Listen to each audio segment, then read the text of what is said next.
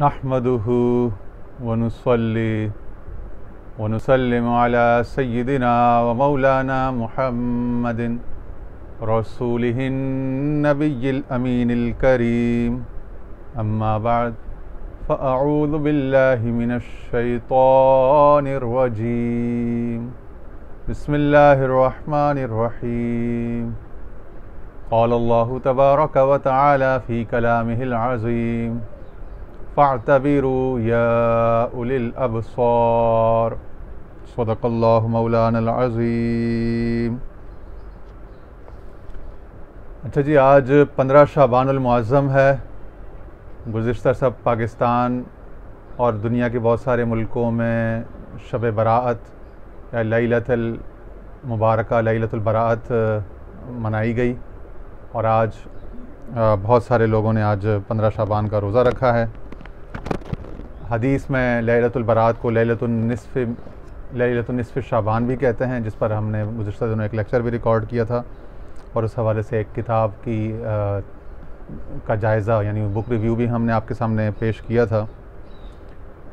आज हम कुछ अरसे से जो एक मुनक़ता सिलसिला है उसको अल्लाह ताला के फज़ल व करम से उसकी तौफ़ीक़ से बहाल करने की तरफ बढ़ रहे हैं, और वो ये है कि मसनवी मौलाना रूम के जो अंग्रेज़ी तर्जमे मुख्तलिफ़ हज़रात ने दुनिया में किए हैं तो उस हवाले से हमने कोई 4-5 सेशंस किए थे सन 2021 में, और बल्कि 2022 में भी हमने एक सेशन किया प्रोफेसर चिटिक का, बल्कि 2 सेशंस किए हैं। तो आज हम उसी सिलसिले को जोड़ेंगे और उस हवाले से आज हमारे पास ये किताब है द बुक ऑफ रूमी, ठीक है, मरियम माफ़ी के हाथ की लिखी हुई 105 stories and fables that illumine delight and inform, यानी 105 ऐसी दास्तानें या हिकायात हैं मसनवी मौलाना रूम से ली हुई जो रोशन करती हैं, मुनव्वर करती हैं, तबीयत में आसूदगी और खुशहाली पैदा करती हैं और मालूमात यानी इन्फॉर्म यानी इत्तला और तालीम भी का यानी कि भी सर अंजाम देती हैं। ठीक है जी। तो बहुत खूबसूरत हिकायात हैं, शॉर्ट स्टोरीज़ हैं, और शॉर्ट स्टोरीज़ के ऊपर हमारे एक दोस्त हैं बरतानिया में यूके में, उनकी तरफ से भी, राजा साहब की तरफ से भी कई दफ़ा गुजारिश आ चुकी, इशारतन कई दफ़ा सराहतन वो कह चुके हैं। तो आज अल्लाह ताला उनके उस तमन्ना की और दीगर हमारे बहुत सारे जो दोस्त हैं उनकी तमन्नाओं की तकमील करने इंशाल्लाह का सामान कर रहे हैं। ठीक है, इसका सफ़ा नंबर 36 है, the Sufi who lost his donkey. और इस कहानी का इंतखाब करने का, इस हिकायत का मकसद ये था कि चूँकि ये हिकायत हमने अपने शेख़ आक़ाए नेमत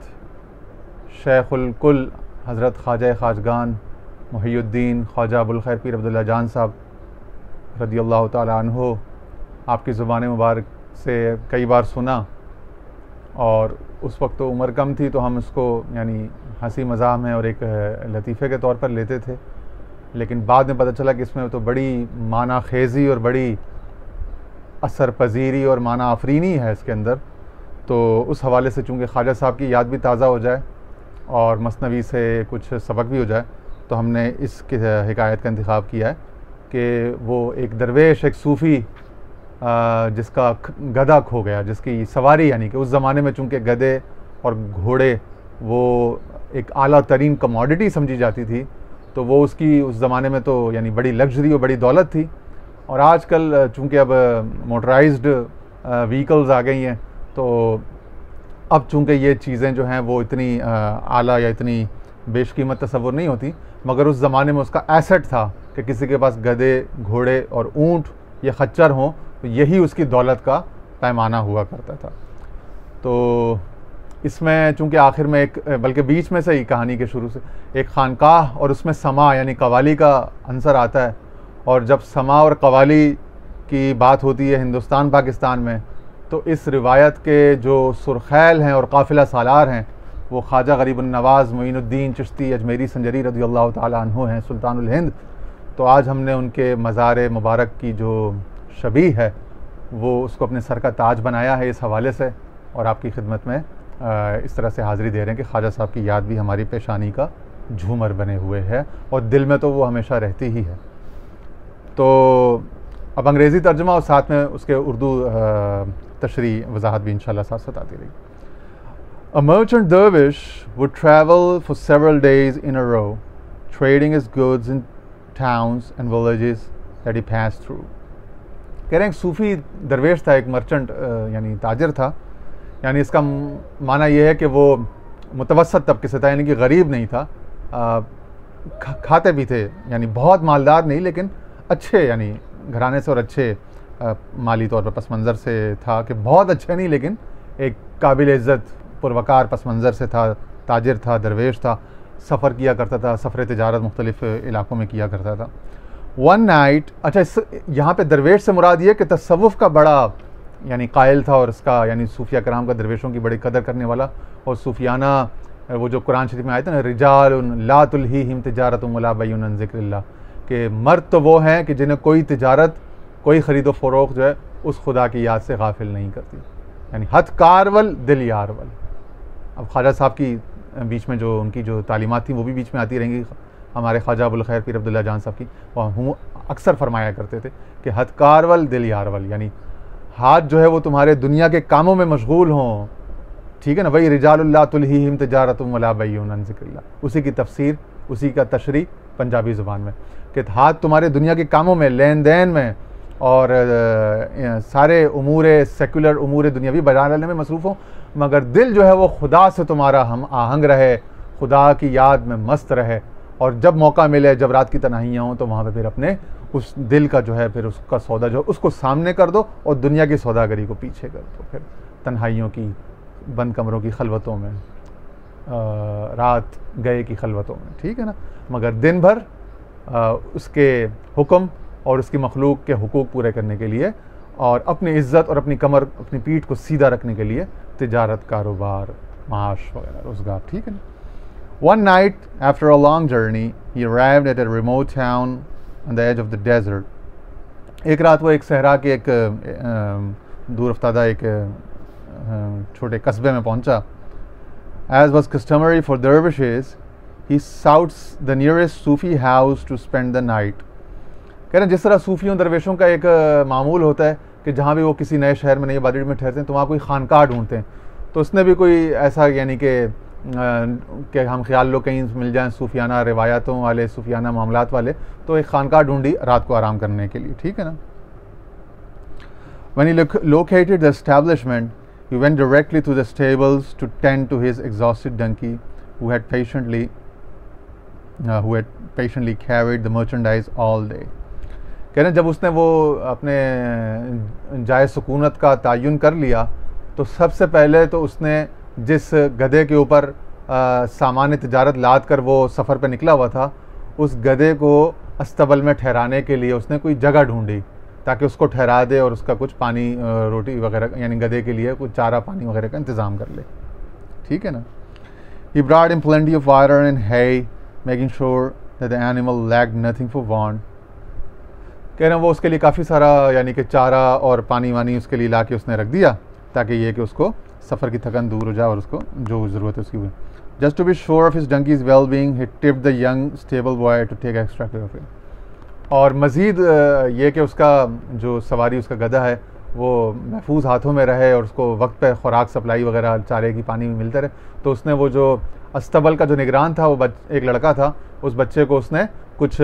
टिप यानी कुछ नजराना कुछ पैसा वैसा भी दे दे कि भाई ये 150 रुपये ले लो, ज़रा मेरे गधे का ख्याल रखना, ठीक है ना। The other dervishes who were staying in the Sufi house were mostly poor and hungry laborers, their hearts habitually on the verge of sin. कह रहे हैं जो उस खानकाह में जो पहले से गोशानशीन जो दरवेश थे, सूफ़ी थे, उनका ये हाल था कि वो माली तौर पर बड़े यानी कि फाकाकश थे और बेचारे हर वक्त जो है ना यानी कि शिकवा और अल्लाह ताला से एक शिकायत की हालत में बेचारे रहते थे कि बस अब उनका पैमाना सब्र का छलका और अब उन बेचारों ने कोई ऐसा यानी कि कोई ख्याल दिल में लाया, कोई वसवसा, कोई ऐसी बात उनके मुंह से निकली, तो बेचारे ऐसे बड़े मखलूकुल हाल किस्म के मस्कीन दरवेश माली तौर पर बड़े वो थे यानी कि गरीब मजबूर. When they realized that the newcomer had a donkey in the stables, they decided to take advantage of their sudden fortune. जब वो फाकाकश जो गरीब खानका नशीन थे, बोरिया नशीन, जब उन्होंने देखा कि जो नया मेहमान आया है तो माशाल्लाह एक अच्छी यानी कि उनके नज़रिए से तो ये बड़ा अच्छी पार्टी थी, मालदार था कि इसके पास अपनी सवारी है और अपना ज़्यादा सफ़र, खाना पीना सब कुछ साथ में लेकर आया. तो उन्होंने कहा चलो अब किस्मत हम पर मेहरबान हो ही गई है तो चलो हम अपनी इससे फ़ायदा उठाते हैं और बहती गंगा में हाथ धोते हैं. Unbeknown to the owner, they quickly sold the donkey to another guest who was leaving that very same night and spent the money buying food and candles for the evening. तो उन्होंने क्या किया कि ये जो ताजर दरवेश था, इसके इल्म में लाए बग़ैर, इससे पूछे बग़ैर उनकी खानकाह में से एक मुसाफिर था जो उस दिन अपना क़याम ख़त्म करके वापस अपने इलाके जा रहा था. तो उन्होंने क्या किया कि उस वापस जाने वाले के ऊपर यह गधा भेज दिया और उससे बहुत सारा अपने लिए मिठाई और कौरमे और कढ़ाइयाँ और निहारियाँ और खाने का सामान और रात के लिए चरागे का सामान के खानकाह को खूब जो है ना डेकोरेट करके ना, ताकि रात को बड़ी अच्छे यानी ज़ौक़ शौक़ के साथ महफिल हो, क़वाली हो, समा हो. ठीक है ना जी. अच्छा, ये सारा मामला अब वो जो मुसाफिर दरवेश आया है इनके पास रुका है, उसको नहीं पता कि उसकी पीठ पीछे उन्होंने उसका सवारी बेच दी है और वो सारा पैसा उन्होंने यानी कि खा लिया, इस्तेमाल कर लिया.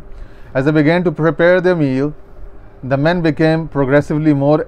agitated, excited that tonight everything was perfectly set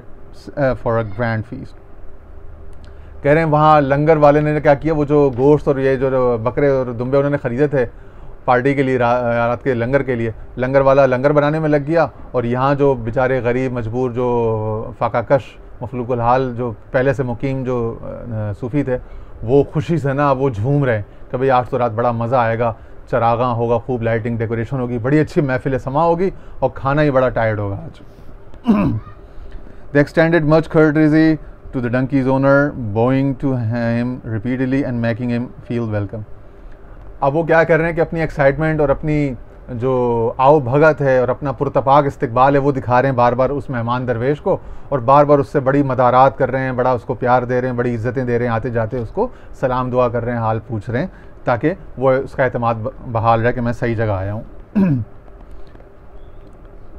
Meanwhile, among themselves, they silently celebrated the fact that they no longer needed to beg for a morsel of food, nor would they have to fast for lack of resources in the coming days.